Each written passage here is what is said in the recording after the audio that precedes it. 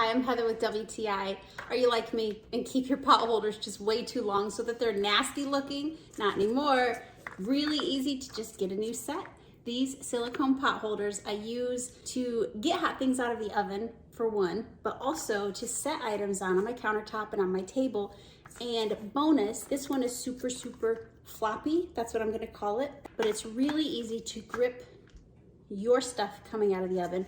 And these two are more firm, which makes them perfect for setting the hot items on. Because these are heat resistant, they save my hands from any burning when I'm removing oven items, but also these pans that are always over 400 degrees can sit perfectly well, protecting the counter and the table from the heat, but also truly safe because of the high heat resistance. They'll just set the pan on top with no problem.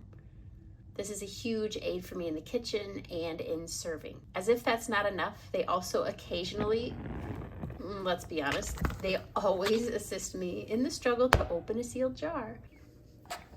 Oops.